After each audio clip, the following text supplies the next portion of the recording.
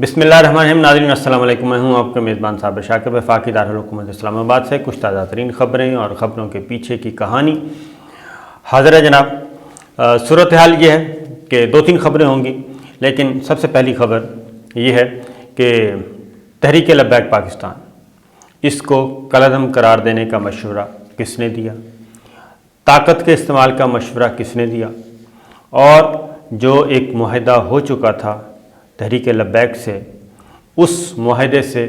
روگردانی کا فیصلہ کیسے ہوا اور کس کا کتنا قصور تھا اور کس نے یہ معاملہ اتنا خراب کیا، اور وزیراعظم عمران خان کو کس نے یہ مشورہ دیا، اور وزیراعظم عمران خان اب ان رفقا کی، ان وزیروں کی تلاش میں ہیں جنہوں نے اس معاملے پہ سینسیبل ڈیسیشن نہیں کیے۔ قرارداد آ گئی۔ پھر اس کے بعد یہ کہ ایک اور بھی ہے خبر، وہ ہے تحریک لبیک پاکستان کا مستقبل کیا ہوگا، اور جو اس کو کالعدم قرار دیا گیا ہے، کیا وہ جماعت کالعدم رہ سکے گی یا پھر واپس نئی طاقت کے ساتھ واپس آئے گی۔ یہ کچھ خبریں میں آپ کے ساتھ شیئر کرتا ہوں۔ نمبر 1، میں آپ کو یہ ذاتی علم کی بنیاد پہ بتا رہا ہوں کہ فروری میں بہت زیادہ پریشر تھا تحریک لبیک کا کہ وہ آنا چاہ رہے تھے دھرنے کے لیے، اور وہ دھرنا مؤخر کروایا گیا، اور اس دھرنے کو مؤخر کرنے کے لیے، اس لانگ مارچ کو مؤخر کرنے کے لیے ہی یہ معاہدہ ہوا تھا۔ نومبر میں ہوا، پھر فروری میں ہوا، جس میں یہی قرارداد جو قومی اسمبلی میں پیش کی گئی ہے کل، وہی قرارداد پیش کرنی تھی، یہی معاہدہ تھا، اس سے زیادہ کا کوئی معاہدہ نہیں تھا، اور یہی ڈیمانڈ تھی، اور اسی ڈیمانڈ پہ بات ختم ہو گئی تھی۔ اس وقت پھر تحریک لبیک نے یہ بھی کہا، یہ میں بات کر رہا ہوں فروری کی، فروری میں جب یہ معاہدہ ہونے جا رہا تھا تو اس وقت تحریک لبیک کی طرف سے یہ کہا گیا کہ ہمیں اس کے لیے شورٹی چاہیے، یقین دہانی چاہیے، اور یقین دہانی بھی چاہیے اعلیٰ سطح لیول پہ، اور اس کے لیے ہمیں گارنٹی چاہیے۔ تو اتفاق کی بات ہے کہ یہ 11-12 فروری کی بات ہے کہ ایک دن آگے پیچھے کر لیں، اس وقت تاریخ مجھے یاد نہیں، اتفاقاً میرا بھی انٹرویو وزیر اعظم عمران خان سے طے ہو گیا۔ میں گیا وزیر اعظم ہاؤس اور انٹرویو کیا۔ انٹرویو میں بہت سارے سوالات کیے، جوابات آئے، پھر یہی ایشو بھی چل رہا تھا۔ یہ سوال بھی میں نے پوچھا کہ آپ کا، جب آپ سب کچھ کرتے ہیں، آپ اقوام متحدہ میں یہ بات کر چکے ہیں تحفظ ناموس رسالت کی، اور حضور اکرم صلی اللہ علیہ وسلم کے بارے میں آپ یورپ کو بھی چیلنج کر چکے ہیں، اقوام متحدہ میں پوری قوم کو، پورے اقوام عالم کو بتا چکے ہیں کہ یہ کام مت کریں، ایسا نہ کریں، آپ مسلم حکمرانوں کو خطوط لکھ چکے ہیں کہ ہمیں بلاسفیمی کو روکنا ہے، تو پھر کیا وجہ ہے کہ تحریک لبیک کے ساتھ آپ کے معاملات کیوں آپس میں الجھے ہوئے ہیں؟ تو انہوں نے مجھے بتایا، بلکہ بریکنگ خبر کے طور پہ انہوں نے کہا کہ ہمارا ان کے ساتھ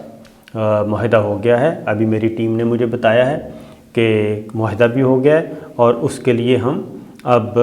یہ قرارداد لے کے آئیں گے قومی اسمبلی میں، اور قومی اسمبلی اور پارلیمان جو ہے وہ اس بارے میں اپنا فیصلہ دے گی کہ ہمیں اس فرانس کے معاملے میں ہمیں ایز اسٹیٹ کیا رد عمل دینا ہے۔ تو وہی فرانسیسی سفیر کا معاملہ تھا۔ تو انہوں نے مجھے یہ بڑے خوشی سے یہ بات بتائی تھی، اور اس کے بعد وہ انٹرویو نشر بھی ہوا فوری طور پہ، اور اسی دن، اور اس کے بعد کچھ دیر کے بعد پتہ چلا کہ معاہدہ بھی ہو گیا۔ تو پھر یہ ساری چیزیں کس نے الجھائیں، یہ ہے اصل معاملہ۔ تو کچھ وزیروں نے وزیر اعظم کو یہ کہا کہ وہ تو پلاننگ کر رہے ہیں آنے کی، اور اس سے پہلے کہ وہ آئیں تو ہمیں یہ کر دینا چاہیے کہ ہمیں ان کو گرفتار کر لینا چاہیے، ان کے خلاف FIR بھی درج ہے۔ تو اس طرح کی باتیں وزیر اعظم سے نیچے نیچے متعلقہ وزارتوں نے طے کر لیں، اور وزیر اعظم کو یہی بتایا گیا کہ فکر نہ کریں، معاملہ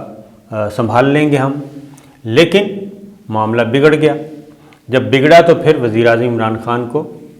صورتحال کی سنگینی کا انٹیلیجنس اداروں نے بتایا کہ معاملات خراب ہیں اور کشیدگی بڑھ گئی ہے،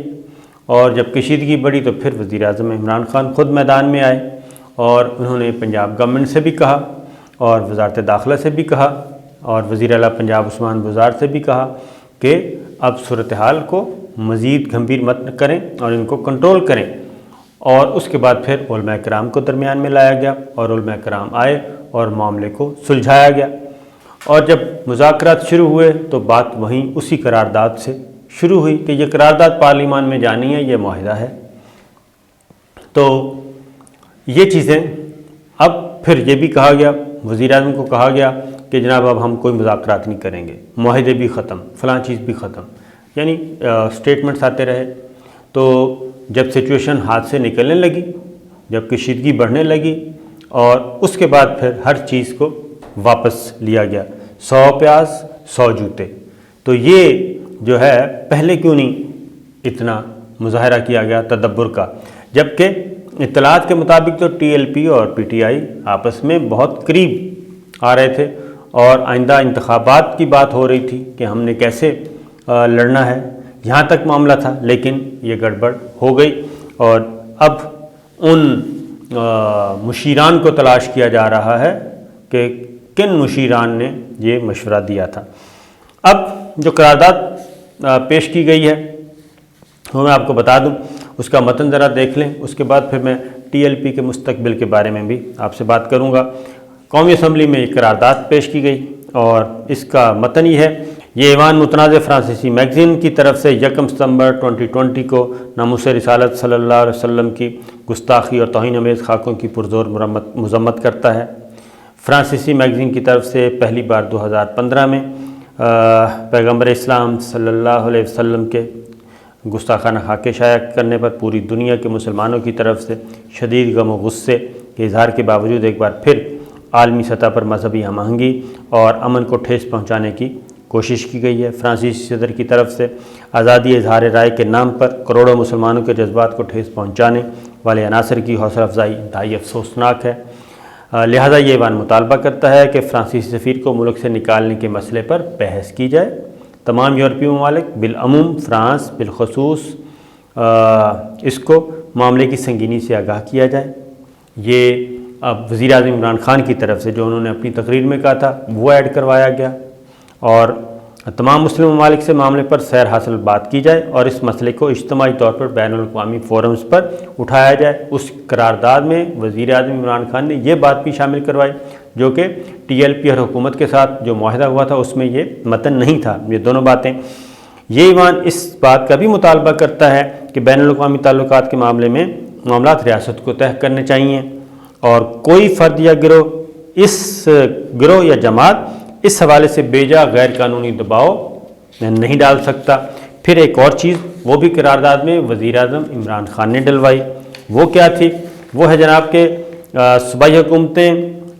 تمام اضلاع میں احتجاج کے لیے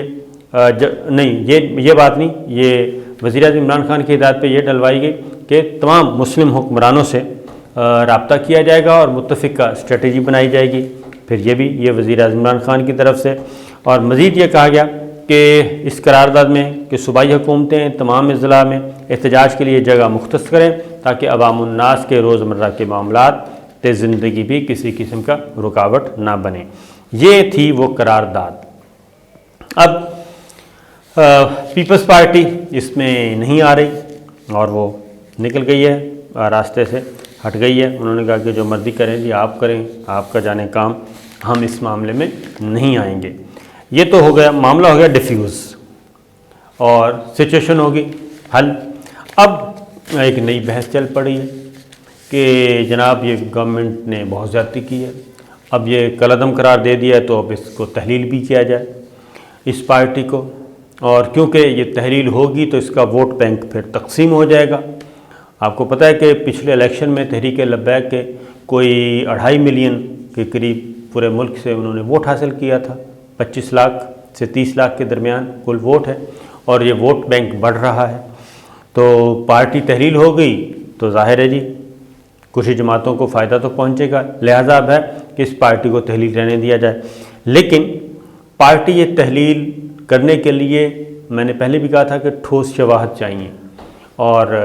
ابھی بھی وزارت قانون نے کوئی ریفرنس نہیں بھیجا، کیونکہ ریفرنس تیار نہیں ہو رہا اور اس میں وہ شواہد مانگ رہے ہیں۔ اب یہ پارٹی تحلیل کیسے ہوتی ہے؟ یہ پولیٹیکل پارٹی ایکٹ ہے 2002، یہ ذرا پڑھ لیں، سن لیں کہ کون سی پارٹی جو ہے وہ بین ہو سکتی ہے، اس پہ پابندی لگ سکتی ہے، کون سی سیاسی جماعت، مذہبی جماعت، اور جو رجسٹرڈ ہو۔ اگر وفاقی حکومت مطمئن ہے کہ ایک سیاسی پارٹی غیر ملکی امداد پر چلنے والی جماعت ہے، غیر ملکی امداد پر چلنے والی جماعت نمبر 1، یا پاکستان کی خود مختاری اور سالمیت کے خلاف متعصبانہ مقاصد کے تحت بنائی گئی ہے، یا کام کر رہی ہے اس مقصد کے تحت، یا دہشت گردی میں ملوث ہے، تو یہ وفاقی حکومت سرکاری گزٹ میں نوٹیفیکیشن کے ذریعے اس کا اعلامیہ جاری کرے گی۔ لیکن یہ اعلامیہ کب جاری ہوگا؟ پہلے تو وہ شرائط بتا دی میں نے، تو آپ خود سوچ لیں کہ کیا اس وقت ٹی ایل پی پہ یہ تمام چیزیں ثابت ہوتی ہیں کہ وہ پاکستان کی، کیا وہ غیر ملکی امداد سے چل رہی ہے، کیا وہ پاکستان کی خود مختاری اور سالمیت کے خلاف متعصبانہ مقاصد کے تحت بنائی گئی ہے، یا وہ اس مقصد کے تحت کام کر رہی ہے، یا دہشت گردی میں ملوث ہے؟ تو یہ آپ خود اندازہ کر لیں۔ ان میں سے سپریم کورٹ کو مطمئن کرنے کے لیے ٹھوس شواہد چاہیے۔ اب یہ ہوگا کب؟ یہ ہوگا اب کہ جی ایسا اعلامیہ جاری کرنے سے 15 دن کے اندر، جب وفاقی حکومت ایسا کوئی اعلامیہ جاری کرے گی تو اس کے 15 دن کے اندر وفاقی حکومت معاملہ سپریم کورٹ کو ریفر کرے گی، جس کا فیصلہ ایسے ریفرنس پر حتمی تصور ہوگا۔ سپریم کورٹ کو جو ریفرنس بھیجنا تھا وہ ابھی تک نہیں بھیجا گیا، اسی لیے اگر سپریم کورٹ کلاس 1 کے تحت جاری وفاقی حکومت کے اعلامیے سے اتفاق کرتی ہے تو اس کے ساتھ ہی یہ پارٹی تحلیل ہو جائے گی، اور ابھی ریفرنس ہی نہیں بھیجا تو پارٹی کہاں سے تحلیل ہونی ہے؟ جب ایک سیاسی جماعت آرٹیکل 15 کے تحت تحلیل ہوتی ہے تو ایسی جماعت کا کوئی بھی رکن، اگر وہ مجلس شورا پارلیمنٹ یا صوبائی اسمبلی کا رکن ہے، یا سینٹ کا رکن ہے، قومی اسمبلی کا رکن ہے، تو وہ باقی ماندہ جو ٹرم ہے اس کے لیے وہ نااہل ہو جائے گا۔ یعنی اگر ٹی ایل پی کو نااہل قرار دیا جاتا، بین کیا جاتا ہے، تو باقی جو مدت ہے اس کے لیے یہ سارے کے سارے ارکان نااہل ہو جائیں گے۔ جو بھی ایم پی ایز ہیں اس وقت، ایم این اے تو شاید کوئی بھی نہیں ہے، ایم پی ایز موجود ہیں، وہ نااہل ہو جائیں گے، لیکن ایک ٹرم کے لیے۔ اور پھر اس کے بعد اس صورت میں نااہل نہیں ہوگا اگر سپریم کورٹ کے حتمی فیصلے سے پہلے وہ پارٹی کی رکنیت سے استعفیٰ دے دے اور ایسی سیاسی جماعت سے اپنی علیحدگی کا باضابطہ اعلان کر دے۔ تو لہٰذا ایسا کوئی ابھی تک ہے ہی نہیں معاملہ۔ تو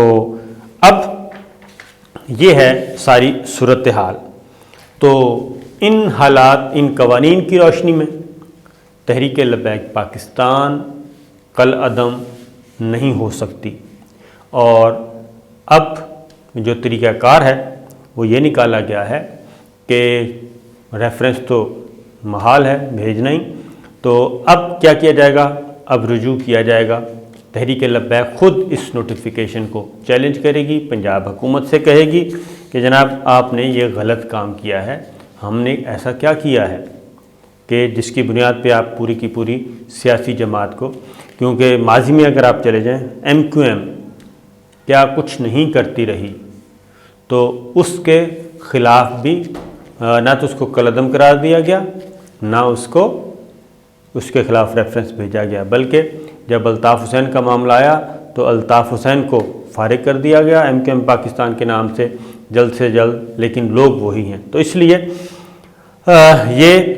بہت مشکل کام تھا، مشکل کام ہے اور رہے گا۔ لہٰذا یہ ایک اطلاع موجود ہے کہ اب تحریک لبیک جو ہے وہ کالعدم بھی نہیں رہے گی، اور اس کو بھی ایک پروسیس کے تحت جب وہ چیلنج ہوگا تو یہ واپس آ جائے گی اور یہ اپنے کام کرتے رہیں گے۔ کسی قسم کی پارٹی کو تحلیل کرنے کا معاملہ فی الوقت نہیں ہے زیر غور، اور کیونکہ معاہدہ ہو چکا، ابھی آگے کچھ اور جو